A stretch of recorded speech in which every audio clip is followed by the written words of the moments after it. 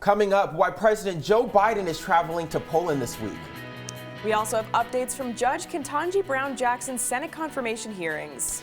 And stay tuned for an amazing performance by our musical guest, Joby. All that and much more today, Wednesday, March 23rd.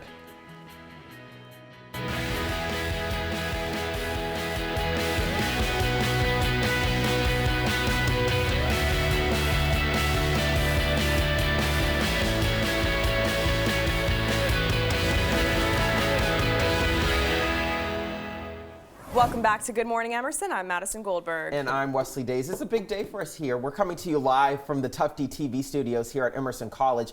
We're so excited to be with you all today here on this Wednesday morning.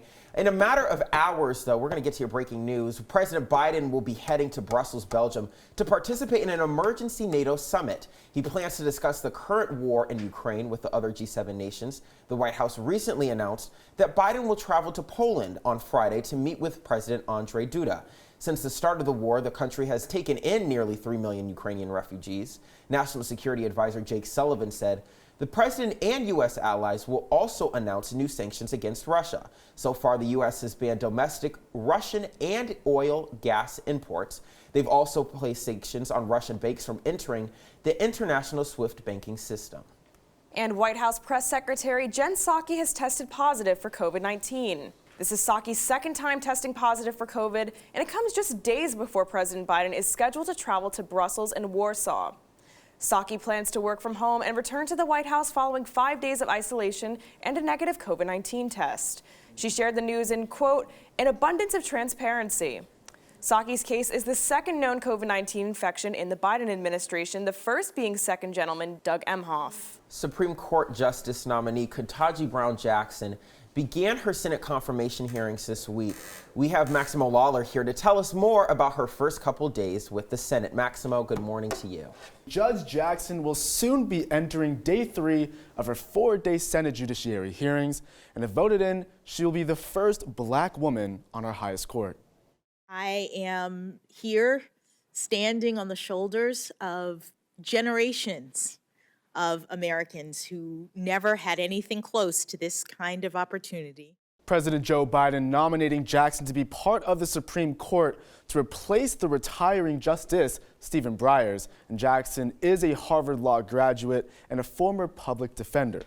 Now let's take a deeper look into day 1 of her hearings. Judge Jackson delivering her opening statement as well as the other members in the committee. Now both Democrats and Republicans recognizing this historic nomination. Republicans pressing Jackson for being soft on crime, suggesting her record on sentencing child pornography defendants were shorter than existing statutes, and Democrats call these claims baseless. Jackson herself saying these assertions were sickening and egregious.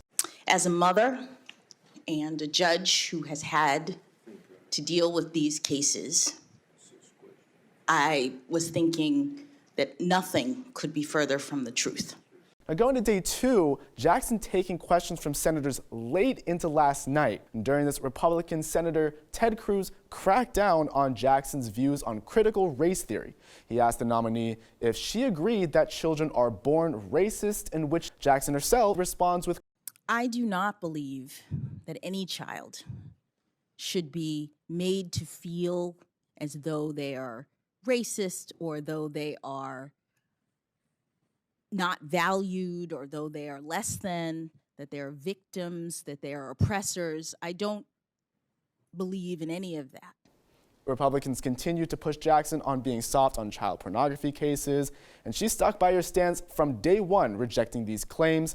The nominee also answering questions on abortion, and she agrees with 2 conservative judges, Justice Kavanaugh and Justice Barrett, that women should be able to have the right to a procedure. And she was also asked twice on her stance on expanding the Supreme Court, in which she responded with, quote, judges should not be speaking into political issues. Now, right now, no Republican senator publicly supports Judge Jackson. Today's hearing involves more questioning from lawmakers. Republicans are likely to push Jackson on her involvement on cases relating to people's imprisonment at Guantanamo Bay when she was in a private practice. Now, Thursday's hearings will not involve Jackson at all. This day is reserved to hear from outside witnesses and representatives from the Bar Association. Democrats are hoping to finish Jackson's confirmation process before Congress leaves for Easter recess later this month. That's all I have for you today. Back to you two at the desk. Thanks, Maximo. The Biden administration has announced that the U.S. currently lacks enough funds to purchase a fourth dose of the COVID-19 vaccine for all Americans. White House officials stated that they have obtained enough vaccines for an initial dose in children 5 years old. Though those doses still await federal approval, the fourth dose for adults 65 and older has been secured. The lack of funds is due to a stalled $15 billion funding package making its way through Congress. Some health officials are pushing for a variant-specific dose, but the CDC has not yet released a stance on either booster. A guilty verdict has been handed down in the second U.S. Capitol attack trial. Corey Griffin, the creator of Cowboys for Trump, was convicted yesterday on one misdemeanor. Griffin, who also serves as a New Mexico County Commissioner, received charges for entering a restricted area. He will be sentenced in June. Griffin is just one of 800 January 6th rioters who are facing criminal charges so far. Right now, nearly 200 individuals from those 800 have pleaded guilty. Hundreds of employees of the Walt Disney Company walked out of work in protest on Tuesday. This comes amid CEO Bob Chapek's response to Florida's Don't Say Gay bill. Many gathered outside of Disney's headquarters in Burbank with signs reading "Say Gay" and #DisneyDoBetter. Chapek's lackluster stance on the bill drew stark criticism from employees and consumers alike. Nora Rogers, a production supervisor at Walt Disney Studios, said, quote, "It was amazing to see everyone out here in support of all of our queer employees and their families." On Thursday, the Massachusetts House is expected to vote for the Crown, or Creating a Respectful and Open World for Natural Hair Act. This piece of legislation bans discrimination on African American natural hairstyles like the afro and protective looks, including braids, locks, or twists. Malden Representative Stephen Altrino filed the bill. If passed, Massachusetts will become the 15th state to adopt the act. The federal version is not too far behind from Massachusetts' version. On Friday, the House passed the legislation 235 to 189. The bill is now off to the Senate. President Biden has also expressed his support for the bill. And the Massachusetts-based background check company Creative Services Incorporated is facing legal action following a data breach. The 4 different lawsuits filed against the corporation are suing on the grounds of negligence to protect private information. The Mansfield-based firm has countless clients in the greater Boston area, and Boston University has been greatly impacted by this data breach. The university issued a statement saying that any student or employee who underwent a background check in the past 3 years has likely had their information leaked. Now, the company has reached out to all impacted individuals and has offered 2 years of credit monitoring fraud, consultation, and identity theft restoration services. We now go to Josh Fairgain, who is going to tell us more about Emerson College's tuition increase. Josh, good morning to you. Emerson College is set to increase undergraduate tuition by 2%. And at an already expensive school set within a pricey city, many students are left to wonder if the college really needs to replenish resources due to the pandemic. According to a campus-wide email, Emerson is going to increase tuition from $52,190 to $53,233, beginning in the 2022 academic year. The tuition increase amounts to $1,043. Emerson student Doran McCormack expressed concern about the tuition increase. I feel like the student body, it will never be diverse unless Emerson does something about the tuition. They want to shift the blame to smaller things that happen within the school, smaller microaggressions and everything that really should be talked about, but that needs to be addressed in conjuncture with tuition. Interim President William Gilligan said that next year's tuition and fees reflect the college's anticipated continued investment in a safe and robust academic experience for students, as well as the acknowledgement that the pandemic created financial difficulties for many students and their families that continue to persist. It's not necessarily the cost going down, it's reallocating. Instead of buying Marlboro, instead of, buying new signs, how about turn your adjunct professors into W-2 tenured professors? How about make it not a requirement to stay on campus for all 3 years, maybe 2 years? The board and senior leadership have been balancing the ongoing budgetary impact of the pandemic with the college's operating and capital needs, and have also invested into people and programs to advance Emerson as the nation's premier institution of higher learning. I do have hope in the near future that Emerson will give students more versatility and make their product 2% better, rather than just the price 2% higher. Even with restrictions easing up on campus, as we near the end of another semester at Emerson College, it seems the consequences of the pandemic are far from over. For Good Morning Emerson, I'm Josh Fergang. Back to you in the studio.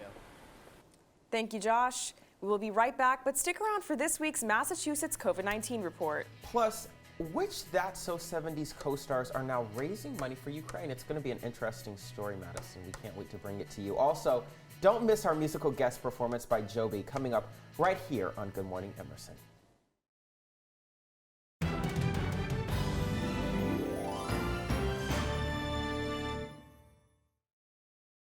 And welcome back to Good Morning Emerson. Now for your weekly COVID update. Local health officials have reported 15 new COVID-related deaths and 773 new positive cases in the Commonwealth. The 7-day positivity rate is 1.88%. And hospitalizations are up to a 20% increase from last week, but over 5 million residents are now fully vaccinated and nearly 3 million have been boosted. Somerville residents can now commute on the Green Line. On Monday, the MBTA opened 2 new stops, one in Cambridge at the new Leechmere station, the other being at Somerville's Union Station. There will also be 5 additional stops 4.5 miles north of Boston, reaching the Medford area later this year. The $2.3 billion project began in 2018. And rising alternative star Mitski has postponed her 2-night tour stop in Boston amid a member of her team testing positive for COVID-19. The 2 sold-out shows made her just the second artist to play at the brand new Roadrunner venue here in Allston, which has a capacity of 3,500 people. The tour in support of her new album, Laurel Hell, was initially set up to continue along the East Coast before Mitski is set to join Harry Styles' European tour as an opener this summer. Her team tweeted, quote, "New dates will be announced soon and tickets will be honored." And one of America's favorite celebrity couples making an incredible announcement today towards the effort to support Ukraine. Jillian has more on that story. Jillian, good morning to you. I think it's from the That's So 70 show. That's almost right, Wesley. Almost there. Ashton Kutcher and Mila Kunysz have raised more than $30 million for Ukrainian refugees. Kunysz herself is from southwestern Ukraine. The couple asked their Instagram followers last week to donate to their GoFundMe. We're raising funds to support a relief effort that will have immediate impact and supply much-needed refugee and humanitarian aid to the area. The That 70s Show co-stars promised to match all donations they receive up to $3 million. As of Sunday, more than 65,000 people have donated. And in other news, Kylie Jenner and Travis Scott have changed their newborn son's name. A month ago, Jenner told Instagram followers her son's name was Wolf Webster. But on Monday, she shared an Instagram story saying that was no longer his name. The makeup mogul saying they felt that name just wasn't him. The couple has yet to share their new son's name, but we'll let you know just as soon as they do. It's time to ask yourself if you're here for the right reasons, because The Bachelor Live is coming to Boston. A week from today, your favorite members of Bachelor Nation are taking over the Wing Theater. This event was rescheduled after it was canceled last year due to the pandemic. Tickets are now available on Ticketmaster and the Box Center's website. The Oscars are this weekend, and a few Emerson film organizations are celebrating with the return of their Oscar party. Delta Kappa Alpha, Frames Per Second, and Women in Motion will host this event.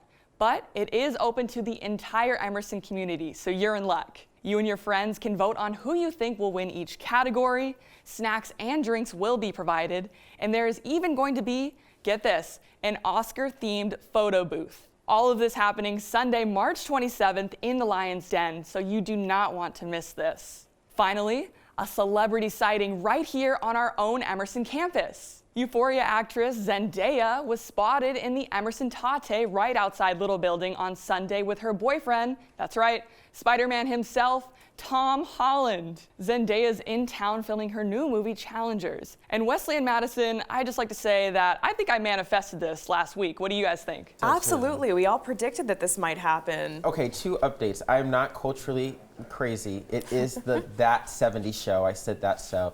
And then also, The Bachelor, give it up. I'm sorry. Give it up. I'm just not a big fan of The Bachelor, and now you're doing it live. Like, it's scripted, like the show, right? Yeah, no? it is scripted. Anyway, I have so many thoughts on that. And also, Beyonce's performing at the Oscars. Yes, That's very breaking exciting. Oscar news, you guys. Looking This is forward some to big all the news. history we're about to It witness really at the Oscars is, this Jillian. year. I think you have more for us now. Wesley, I cannot wait to watch the Oscars. That Beyonce performance is going to be amazing. You do have some hot Bachelor takes, though. I don't know if I can get down with that. I don't know. But we'll be transitioning now. We have Caroline Reese telling us about the hip-hop musical group performing at the Emerson Colonial Theater. Caroline, what do you have for us? Thanks, Jillian. I'm here at the Colonial Theater, where the Tony Award-winning Freestyle Love Supreme is starting its national tour in Boston. Every sound you're about to hear. The hip-hop spectacular created by Lin-Manuel Miranda, the mastermind behind Hamilton, In the Heights, and Disney's Encanto, brings a new story every night due to its improvisational nature. The show was also the subject of the Hulu documentary, We Are Freestyle Love Supreme. Well, I've heard of Lin-Manuel Miranda, and I know that everything he touches turns to gold, so that's pretty sick that it's going to be in Boston, that more people should know about it. Freestyle Love Supreme premieres tonight, March 23rd, and brings its beats and rhymes to Colonial Theater, which is exciting news for Emerson students. I would love to see it. It's a really good opportunity to see something that was like once on Broadway, so that's really exciting. And I live like right down there, and Colonial's right here, so I totally want to come out and check it out. I'm very excited to see the show. I have tickets for Friday, and I can't wait. I think it'll be a new experience. I'm new to Boston, so this is gonna be a good way to get more involved in the shows here. Freestyle Love Supreme is running through April 2nd, and you can get the opportunity to see this show for tickets starting at $50. For Good Morning Emerson, this is Caroline Reese. Back to you. Madison, I think we need to go check out Freestyle Love Supreme. We absolutely should. It's right here. So too. Caroline, thanks so much. For right now, let's take a quick commercial break. And when we return, we're going to have much more to talk about, including sports. You're watching Good Morning Emerson right here on the Emerson channel.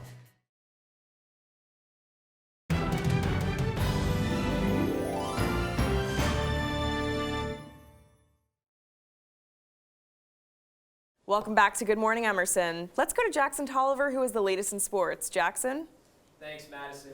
We have seen some incredible games and an unexpected Cinderella story in the first two rounds of March Madness. 15th seed St. Peter's University, representing Jersey City, beat the number 2 seeded Kentucky in the first round, all but ruining everyone's bracket.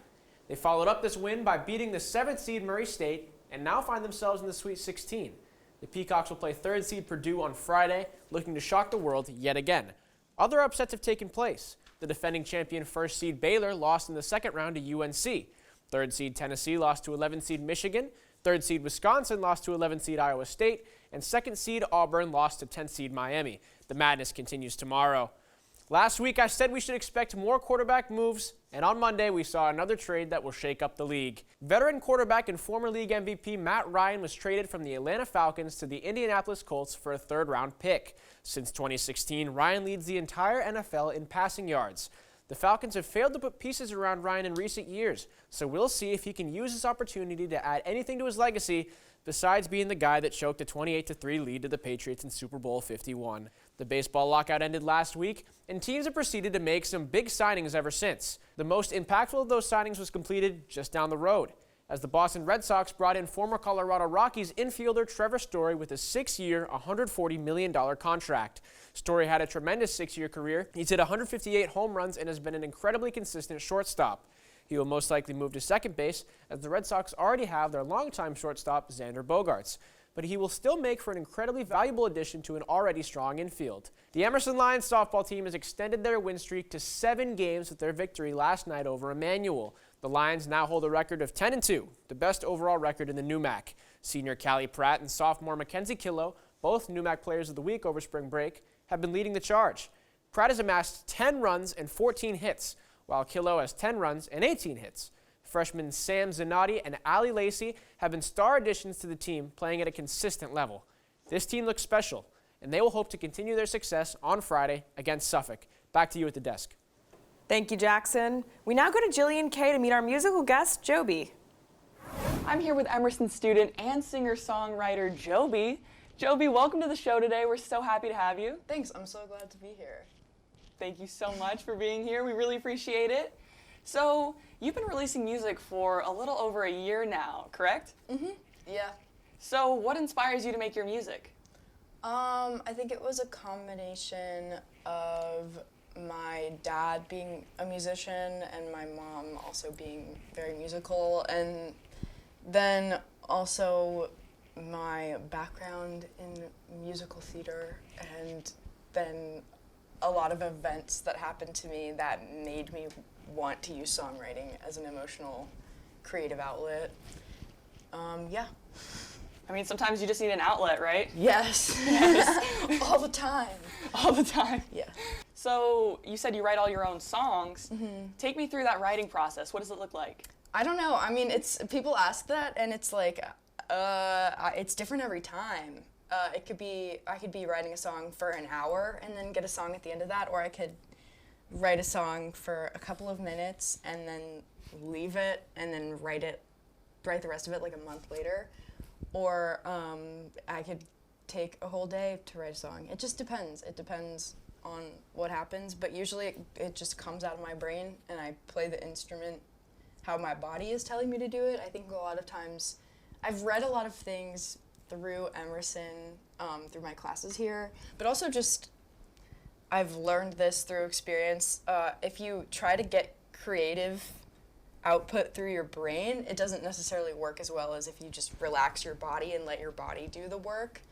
And then you're like, oh my God, I made this thing. It kind of just happens. It works out sometimes. No, that's so true. Sometimes when you just let go, the result ends up being better, right? Yeah, exactly. That's so cool. Thank you for sharing that. I appreciate that. Taking me through step by step.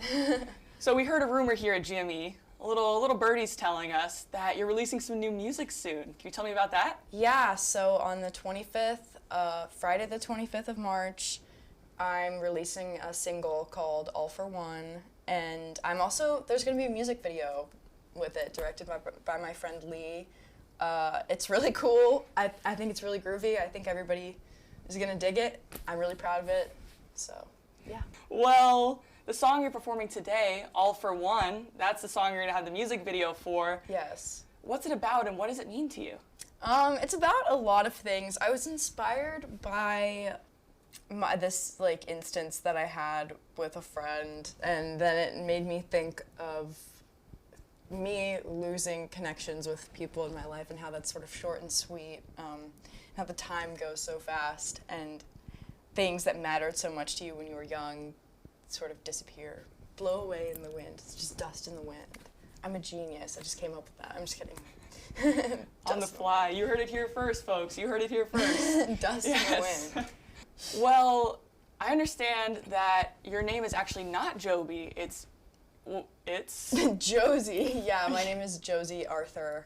But for music purposes, I do go by Joby. But it's fine if anybody calls me Josie because that's what all my friends call me. Joby is just sort of I don't know. I do write music and it's a part of myself, and it literally is something that's very close to me. But I think that Joby is a manifestation of all of that creative energy, and it's almost like a different person. I don't know if that makes any sense, because it is me. It's me. And if people call me Joby, it doesn't make me upset. I like it. But it is. It's almost like a separate part of my identity. It separates.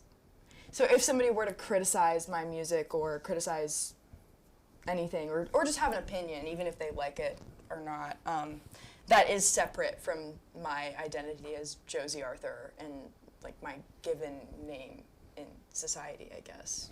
Well, thank you so much for joining us today, Joby. We really appreciate it. So you can check out more of Joby's music on Spotify, and her new song, All for One, hits streaming platforms this Friday, March 25th. We're going to take a quick commercial break, but when we come back, Joby is going to debut her brand new song for us right here on Good Morning Emerson. Stick around, you don't want to miss this.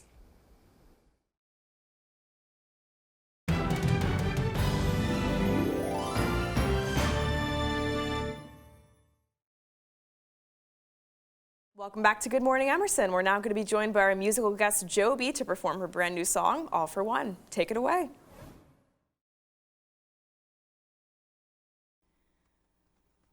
Maybe I just like the idea of loving you.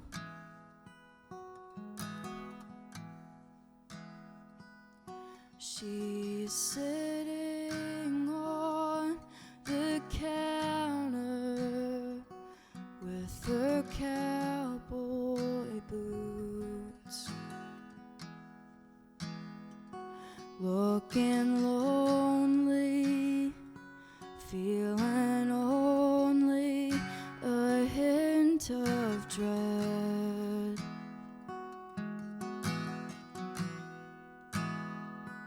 With a red beam that is gleaming from her head.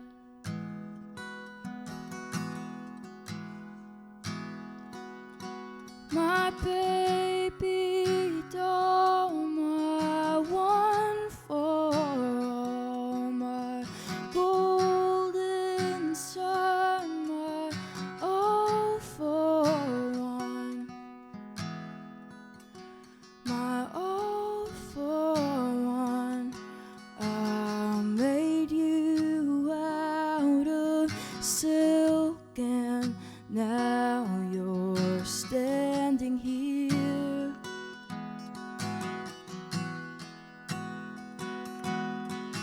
Standing like a bird of heron blue.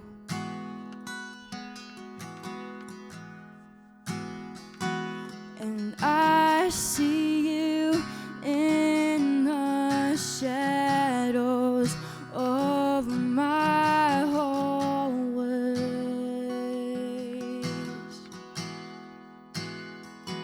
and I feel you in the way I move.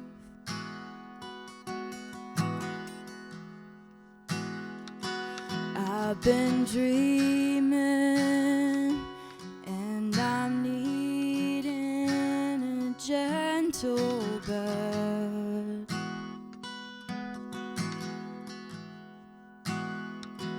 Can I lay here with my right ear against your chest?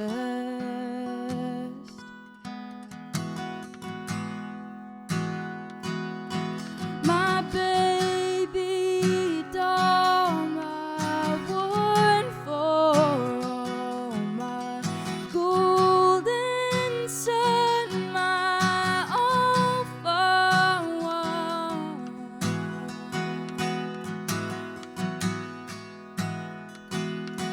I met you in the garden halls of Babylon.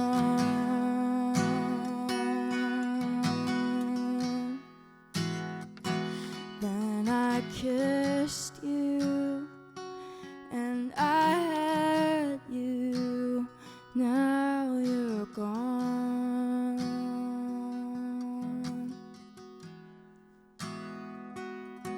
My baby doll, my one for all, my golden sun, my all for one.